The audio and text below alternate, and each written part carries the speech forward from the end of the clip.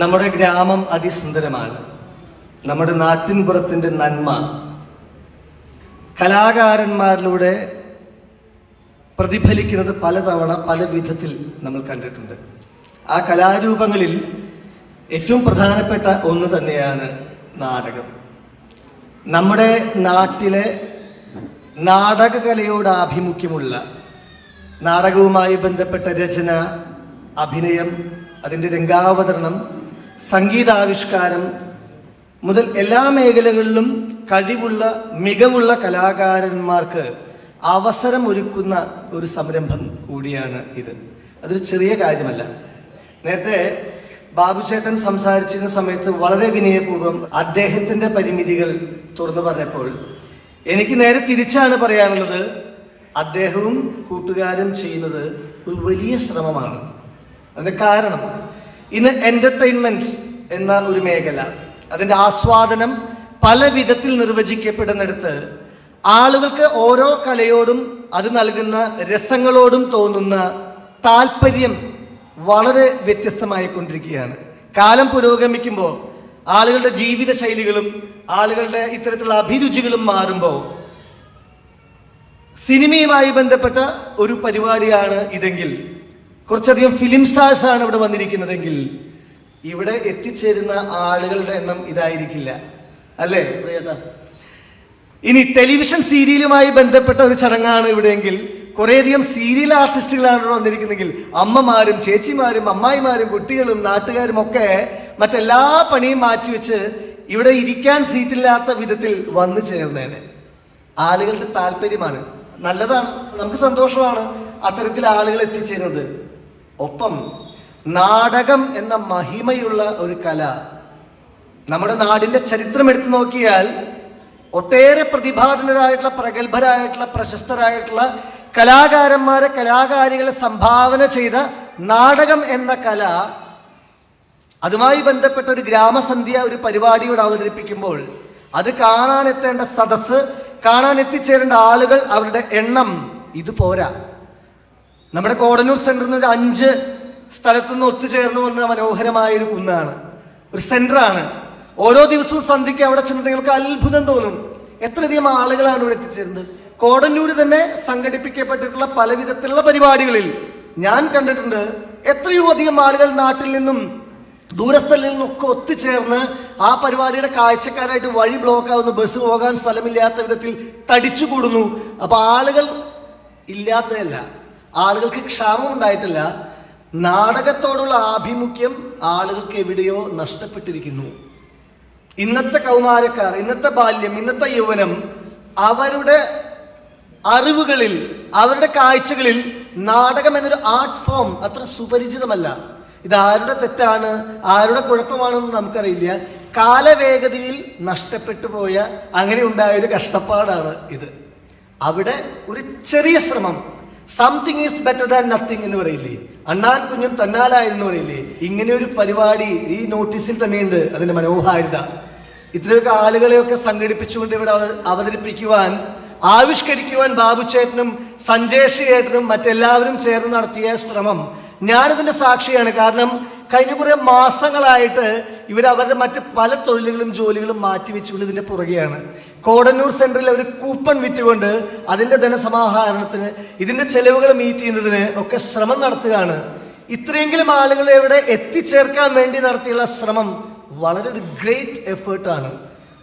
അവിടെ എത്തിച്ചേരാൻ ഇനിയും ആളുകൾ മനസ്സുകൊണ്ട് താല്പര്യം കാണിക്കേണ്ടതുണ്ട്. ഞാൻ നേരത്തെ പറഞ്ഞു സിനിമ, നമുക്ക് സിനിമയുടെ ഒരു ചരിത്രം നോക്കിയാൽ നമുക്ക് പരിചിതമായൊരു സിനിമയുടെ ചരിത്രം കഴിഞ്ഞ 50 വർഷത്തെ ആവാം, അല്ലെങ്കിൽ കഴിഞ്ഞൊരു 30 വർഷത്തെ ആവാം. ഈ 50 വർഷത്തിൻ്റെ ഈ ഇടയിലുള്ള സിനിമാ ചരിത്രത്തിലെ പോപ്പുലർ ആയിട്ടുള്ള ഫിലിം ആക്ടേഴ്സിൻ്റെ പേര് ചോദിച്ചാൽ നമുക്ക് വേണമെങ്കിൽ 10-20 പറയാൻ പറ്റും.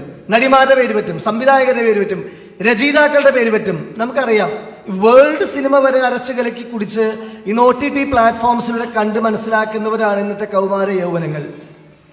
ഈ കൗമാരവും യൗവനവും ഒന്നും ഇവിടെ ഇല്ല കേട്ടോ, അതാണ് ഏറ്റവും വലിയ തമാശ. ഇവിടെ ഉള്ളവരുടെ ആവറേജ് ഏജ് നോക്കിയാൽ ഒരു 40-ന് മുകളിലുള്ളവരാണ് കൂടുതൽ. അപ്പൊ ചെറുപ്പക്കാർക്ക് സിനിമയെക്കുറിച്ചും സിനിമയുടെ ചരിത്രത്തെക്കുറിച്ചും history of world cinema, history of Malayala cinema, history of Indian cinema ഒക്കെ വളരെ ഫെമിലിയറാണ്, നല്ല കാര്യം. ഞാൻ ഈ പറയുന്നതൊന്നും മോശമെന്നല്ല. പക്ഷേ നാടകത്തിന് അതിനേക്കാൾ പഴക്കമുള്ളൊരു ചരിത്രമുണ്ട്. ഈ പറയുന്ന എനിക്കടക്കം വളരെ അല്പമായ ഹ്രസ്വമായ ചെറിയ അറിവേ ഇതിനെ കുറിച്ചുള്ളൂ. നമ്മുടെ കേട്ടറിവുകളിലും കാഴ്ചകളിലുമൊക്കെ 100 വർഷത്തിന് മുകളിലുള്ള ലോകത്ത് നാടകം രൂപപ്പെട്ടതിന്, പുരാതന ഗ്രീസിൽ നാടകമുണ്ടായതിന്, ഷേക്സ്പിയർ നാടകങ്ങളെ വിവർത്തനം ചെയ്തതിന്, സംസ്കൃതത്തിൽ കാളിദാസന്റെ അഭിജ്ഞാന ശാകുന്തളവും മാളവികാഗ്നിമിത്രവും വിക്രമോർവശിയും ഒക്കെ ട്രാൻസ്ലേറ്റ് ചെയ്തുകൊണ്ട് നമ്മുടെ നാട്ടിൽ മലയാള നാടകങ്ങളായിട്ട് അവതരിപ്പിക്കപ്പെട്ടതിന്, അതിനെ ഉത്സവപ്പറമ്പുകളിലും നാടകവേദികളിലും സദസ്സുകളിലുമൊക്കെ അതിശയത്തോടു കൂടി ആളുകൾ കണ്ട് ആസ്വദിച്ചതിനെ കുറിച്ച് അതൊക്കെ ഒരു കേട്ടറിവ് മാത്രമായി മാറിയിരിക്കുന്നു. പുതിയ മൊബൈൽ ഫോണും ഇൻസ്റ്റാഗ്രാമും വാട്സാപ്പും ഫേസ്ബുക്കും സോഷ്യൽ മീഡിയയും ഒക്കെ സജീവമായിട്ട് അടക്കി ഭരിക്കുന്ന ഇന്നത്തെ കലാസ്വാദന ലോകത്ത് ഇതിന് മാറ്റം വരേണ്ടതുണ്ട്. കാരണം ആ മാറ്റം നാടകം എന്ന കല അർഹിക്കുന്നുണ്ട്. നോക്കൂ, ഞാൻ നേരത്തെ പറഞ്ഞ സിനിമയിലുള്ള കുറച്ച് ആളുകളുടെ പേര് പറഞ്ഞാൽ നിങ്ങൾക്ക് എളുപ്പം പറയാൻ പറ്റും. നമുക്ക് പുതിയ ടോവിനോ, പൃഥ്വിരാജ്, നിവിൻ പോളി, ആസിഫ് അലി ഒക്കെ അറിയാം.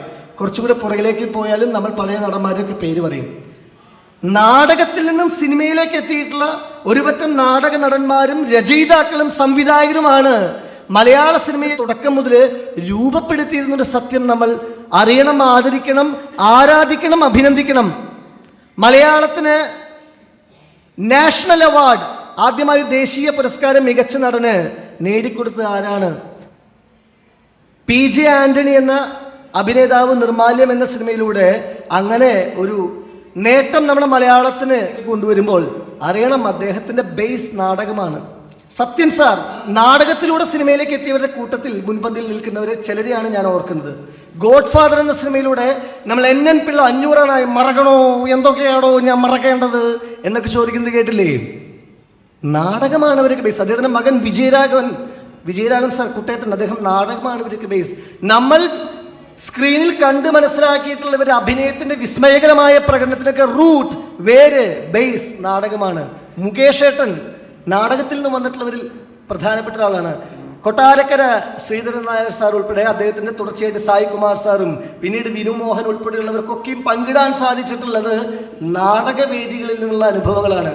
തിലകൻ ചേട്ടൻ, നെടുമുടി വേണു, ഒടുവിൽ ഉണ്ണികൃഷ്ണൻ, പപ്പു, ജഗതി എന്ന് തുടങ്ങിയാൽ ഞാൻ പേരെടുത്ത് പറഞ്ഞ ഒരുപാടുണ്ട്. നടിമാരിൽ KPS ലളിത, ഫിലോമിന, ആറന്മുള പൊന്നമ്മ മുതൽ പ്രിയൻചേട്ടൻ്റെ സിനിമകളിലൂടെ ഒരുപാട് നാടകവുമായി ബന്ധപ്പെട്ട ആളുകളെ കണ്ടു. അതിൽ നമ്മൾ എന്നും ഓർക്കേണ്ട പേര് പുലിജന്മത്തിലും നെയ്ത്തുകാരിലും നമുക്ക് അഭിമാനകരമായിട്ടുള്ള അഭിനയം കാഴ്ചവെച്ച മുരളി സാർ ഉൾപ്പെടെയുള്ള എത്രയോ അധികം പേർ.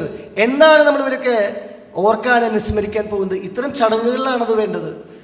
ഞാൻ പറഞ്ഞ സിനിമയുമായി ബന്ധപ്പെട്ട ആളുകളെ കുറിച്ചാട്ടോ, വേറൊരു വലിയ നിര അപ്പുറത്ത് നിൽക്കുന്നുണ്ട്. അതുകൊണ്ട് ഇത്തരത്തിലുള്ള ചടങ്ങുകൾ സംഘടിപ്പിക്കുമ്പോൾ നമ്മളെല്ലാവരും ഉത്സാഹിച്ച് ഇതിൻ്റെ ഇരട്ടി ആളുകളെ കൊണ്ടുവരണം. ഒരാൾ 2 പേരെ കൂടുതൽ കൊണ്ടുവന്നാൽ ഈ സദസ്സ് നിറഞ്ഞോളും. ഒരാൾ അഡീഷണൽ 1-2 ആൾക്കാരെ കൊണ്ടുവന്നാൽ മതി. നമ്മുടെ ഉത്തരവാദിത്തമായി കരുതണം. നാടകത്തിൻ്റെ അവതരണങ്ങൾ മാത്രമല്ല, അത് വേണം, അത് പ്രധാനമായും വേണം. നാടകത്തെക്കുറിച്ചുള്ള അറിവുകൾ പകരുന്നത് കൂടിയാകണം ഇത്തരം ചടങ്ങുകൾ. പ്രിയേട്ടൻ കുറേ കാര്യങ്ങൾ പറഞ്ഞു. എനിക്കിതിനെക്കുറിച്ച് വളരെ ചെറിയ അറിവേ ഉള്ളൂ, പരിജ്ഞാനമേ ഉള്ളൂ. നമ്മളെക്കാളൊക്കെ എക്സ്പേർട്ടായിട്ടുള്ള, എക്സ്പീരിയൻസ്ഡ് ആയിട്ടുള്ള ആളുകൾ വന്ന് നമുക്ക് പറഞ്ഞ് മനസ്സിലാക്കി തരുന്ന വിധത്തിലുള്ള സദസ്സുകൾ കൂടെ സംഘടിപ്പിക്കപ്പെടട്ടെ. ഏതായാലും ഇന്ന് ഈ ചടങ്ങ് വളരെ സന്തോഷം നൽകുന്നതാണ്. ഇവിടെ എത്തിച്ചേർന്ന എല്ലാ വിശിഷ്ട വ്യക്തികൾക്കും. ഇതിൽ നമ്മുടെ ബിനു കോടന്നൂർ പുതിയ വളർന്നു വരുന്ന ഒരു കലാകാരനാണ്, നമ്മുടെ നാട്ടുകാരനാണ്. സമീപകാലത്ത് അമൃത TV-യിലെ നമ്മുടെ ഫൺസ് അപ്പോൺ എ ടൈം എന്ന ഷോയിലൂടെ ലോകം മുഴുവൻ കാഴ്ചക്കാരെ, കുറച്ച് ആരാധകരെയൊക്കെ സൃഷ്ടിച്ചിട്ടുള്ള ഒരാളാണ്. അയാളിലുണ്ട് അഭിനയവാസന. നാടകത്തിലൂടെ, സിനിമയിലൂടെ ഒക്കെ നമ്മുടെ നാടിനെ അറിയുവാൻ അതൊരു കാരണമാവട്ടെ. ഗ്രാമസന്ധ്യ എന്നാണ് ഈ പരിപാടിയുടെ പേര്.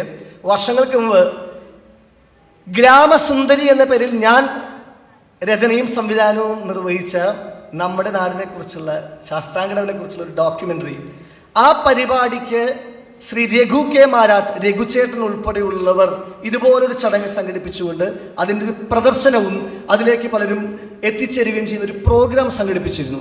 സത്യം പറയട്ടെ, എൻ്റെ അത്തരത്തിലുള്ള വീഡിയോ വർക്കുകൾ, ഡോക്യുമെൻ്ററി ആയിക്കോട്ടെ, മ്യൂസിക് വീഡിയോ ആയിക്കോട്ടെ, സിനിമ ഉൾപ്പെടെയുള്ള പ്രവർത്തനങ്ങൾക്ക് തുടക്കത്തിൽ കിട്ടിയ വലിയൊരു ഊർജ്ജമായിരുന്നു. ഞാൻ നന്ദിപൂർവ്വം ഓർക്കുന്നു രഘുചേട്ട. നമ്മുടെ നാട് നൽകുന്ന പ്രോത്സാഹനങ്ങൾ എപ്പോഴും ഹൃദയത്തിൽ സൂക്ഷിക്കുന്നു. ഇത്തരത്തിലുള്ള എല്ലാ പുതിയ ശ്രമങ്ങൾക്കും എനിക്ക് പറ്റുന്ന വിധത്തിലുള്ള സഹകരണവും സ്നേഹവും ഉണ്ടാവും. കനവ് നാടക കലാസമിതിയുടെ എല്ലാ ശ്രമങ്ങൾക്കും വീണ്ടും ആശംസകൾ നേരുന്നു. നന്ദി.